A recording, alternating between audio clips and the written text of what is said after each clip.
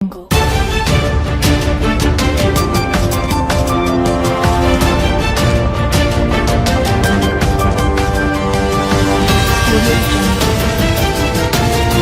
आज तक 24x7 में आपका स्वागत है और मैं हूं आपके साथ साक्षी।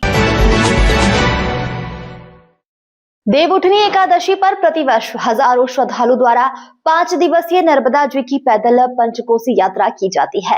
85 लघु पंचकोशी यात्रा की शुरुआत ओमकारेश्वर ज्योतिर्लिंग के दर्शन कर नर्मदा जी के जयकारे लगाते हुए भजन कीर्तनों के साथ यात्रा प्रारंभ हुई। बागेश्वरी धाम ग्राम अंचरुत सनावत होते हुए पंचकोसी यात्री दूसरे दिन ग्राम कोटसर पहुंचे। आगे बड़वाहा होते हुए यात्रा का समापन ओमकारेश्वर में होगा।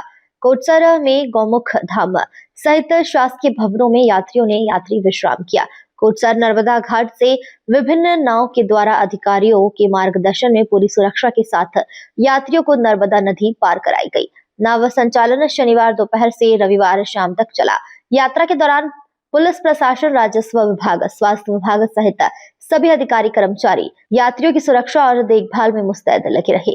सनावद में यात्रियों की रात्रि विश्राम की व्यवस्था अनाज मंडी, धर्मशालाओं, शासकीय भवन सहित कई जगह पर की गई। सनावद में अनाज मंडी और खरगोन रोड पर भजन संध्या का आयोजन किया गया, जहां यात्रियों ने देर रात भजनों का आनंद लिया।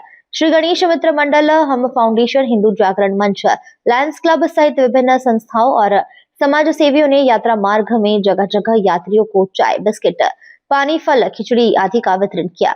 बड़वानी एसडीओपी अर्चना रावत, एसडीएम सत्यनारायण दर्रा, सनावद टीआई रामेश्वर ठाकुर, तहसीलदार केशिया सोलंकी सहित समस्त अधिकारियों ने सुरक्षा व्यवस्था और अध्यक्ष प्रतिनिधि सुनीता इंदर बिरला, सीएमओ राजेंद्र मिश्रा, नगर पालिका के कर्मचारियों ने पानी, सफाई सहित नगर की व्यवस्थाओं को संभाला। स्वास्थ्य विभाग के मेडिकल टीम द्वारा निःशुल्क स्वास्थ्य परीक्षण कैंप लगाकर दवाइयां वितरित की गई। यात्रा में लगभग 30,000 से ज्यादा श्रद्धालु शामिल होने का अनुमान है, जिसमें पुरुषों के साथ साथ बड़ी संख्या में महिलाएं भी पंचकोसी यात्रा में शामिल है। आज हमारे साथ वरिष्ठ समाज सेवी श्री पूना जी मंडल जी, और आज पंचकोसी यहाँ पर गौमुख में यात्री आए हुए हैं। किस तरह की सुविधाएं यहाँ पर दी जाती है? देखिए साहब, ये कल से एकादशी से पंचकोसी चालू हुई है और दूसरा पड़ाव, पहला पड़ाव सनावन में होता है, दूसरा पड़ाव कोटसर में होता है। यहाँ लाइट की सुविधा है, पानी की सुविधा है, स्नान करने के लिए घाट है और जो भी सेवा है, एक प्रसाद के रूप में एक पैकेट दिया जा रहा है और परिक्रमा वासियों की हम सेवा करने के लिए तत्परता रहते हैं।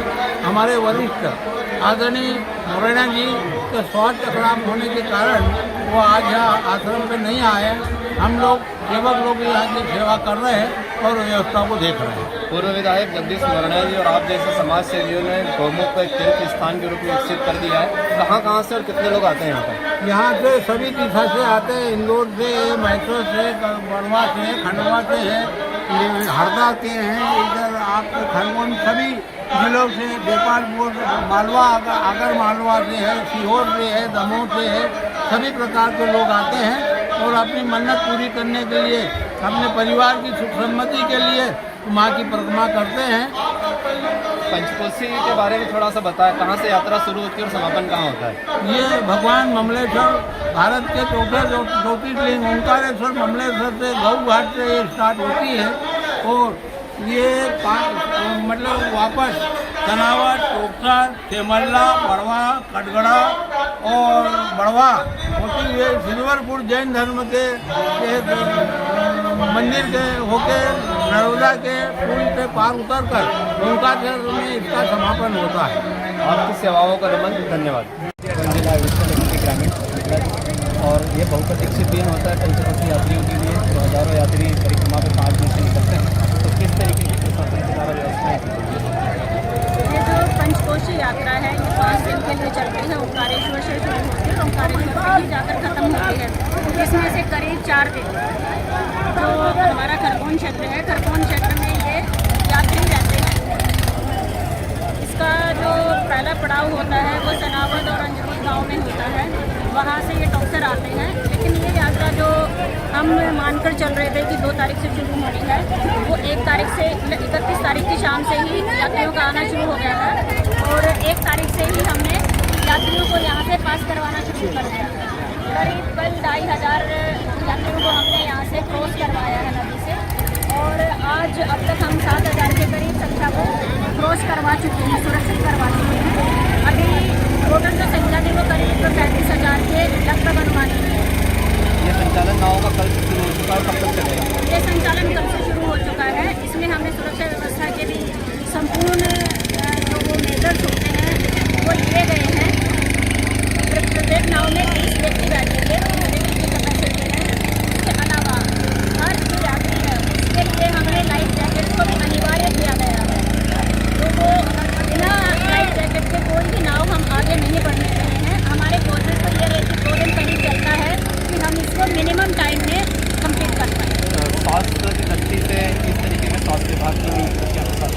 स्वास्थ्य विभाग की भी यहाँ पे टीमें हैं, उनके पास भी जो असेंशियल मेडिसिन हैं वो रखी हुई हैं, जैसे चलते टाइम पैरों में दर्द होना, उसके लिए भी उन्होंने व्यवस्था की है। कुछ व्यक्ति जो है लंबे टाइम से, क्योंकि इसमें वृद्ध और महिलाएं ज़्यादा रहती हैं, तो कहीं कहीं उनको परेशानी आती है, चक्कर आना और इस टाइप की समस्याओं के लिए पूरा जो स्वास्थ्य विभाग का अमला है वो भी लगा हुआ है। इतने सारे यात्रियों को आसान नहीं होता मैनेज करना, लेकिन प्रशासन की बहुत ही सराहनीय भूमिका रहती है। बहुत बहुत धन्यवाद। अनिल चौधरी की रिपोर्ट।